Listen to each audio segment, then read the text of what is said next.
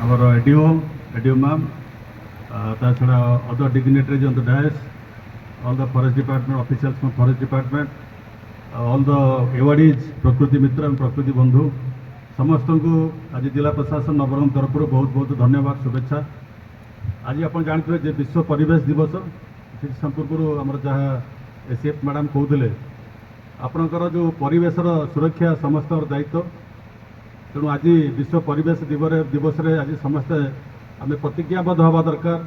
ଆଜି ଗୋଟେ ମାନେ ପ୍ରମିସ୍ କରିବା ଦରକାର ଯେ ଆମର ଯେଉଁ ପରିବେଶ ଅଛି, ଯାହାକୁ ନେଇକି ଆମେ ବଞ୍ଚିଛନ୍ତି ଏବଂ ଯାହାକୁ ନେଇକି ଆଗକୁ ବଞ୍ଚିବା, କିମ୍ବା ଆମର ପରବର୍ତ୍ତୀ ପିଢ଼ି ଯେଉଁମାନେ ଆସୁଛନ୍ତି ସେମାନେ ବଞ୍ଚିବେ, ତାର କିପରି ଭାବରେ ସୁରକ୍ଷା କରାଯାଇପାରିବ।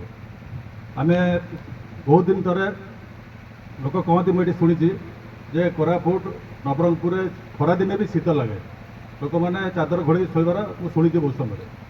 କିନ୍ତୁ ଏବେ ଯାହା କହୁଛନ୍ତି ଲୋକମାନେ କହନ୍ତି ଯେ ସେ ପରିସ୍ଥିତି ବଦଳି ଯାଇଛି, ସେ ପରିବେଶ ବଦଳି ଯାଇଛି।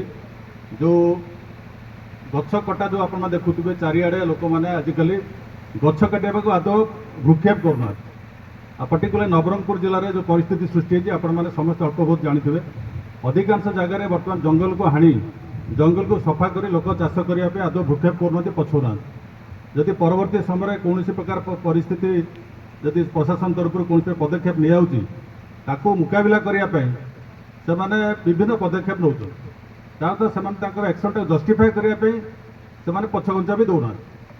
ପରବର୍ତ୍ତୀ ସମୟରେ ସେମାନେ ପ୍ରଶାସନକୁ ବିଭିନ୍ନ ଫୋରମକୁ ଟାଣୁଛନ୍ତି, ବିଭିନ୍ନ କମିଶନକୁ ଟାଣୁଛନ୍ତି ଯେ ସେମାନେ ଯାହା କରୁଛନ୍ତି ଠିକ୍ କରୁଛନ୍ତି ବୋଲି ତାକୁ ପ୍ରମାଣ କରିବା ପାଇଁ। କିନ୍ତୁ ଯେହେତୁ ଆପଣମାନେ ନିଜେ ଆଜି ଭୁକ୍ତଭୋଗୀ ସମସ୍ତେ ଉପଲବ୍ଧି କରିପାରୁଥିବେ ଯେ ଆମର ପରିବେଶ କୁଆଡ଼ିକି ଯାଉଛି। ଆଜି ଦେଖୁଥିବେ ସମସ୍ତଙ୍କ ଘରେ ଆଜିକାଲି ବିନା ପଙ୍ଖା ବିନା ଏସିରେ ଆଉ କିଏ ରହିପାରୁନାହାନ୍ତି। କାରଣ ଯେଉଁ ଗ୍ଲୋବାଲ ୱାର୍ମିଂ କଥା ଆପଣ ଶୁଣିଥିବେ, ସାରା ବିଶ୍ୱରେ ଏବେ ୟୁରୋପର କଣ୍ଟ୍ରିରେ ମଧ୍ୟ ଆପଣ ଦେଖିବେ ଟେମ୍ପରେଚର 40 ଡିଗ୍ରୀ ଛୁଇଁବାକୁ ବସିଲାଣି। ତେଣୁ ଆପଣମାନେ ଅନୁମାନ କରନ୍ତୁ ଯଦି ଏଇଭଳି ପରିସ୍ଥିତି ଆଉ କିଛି ଦିନ ପରେ ଯଦି ଚାଲେ, ଯଦି ଆମେ ନିଜର ପରିବେଶକୁ ଆମେ ଯଦି ପ୍ରୋଟେକ୍ଟ କରିବା ନାହିଁ, ଯଦି ସେଭ୍ କରିବା ନାହିଁ,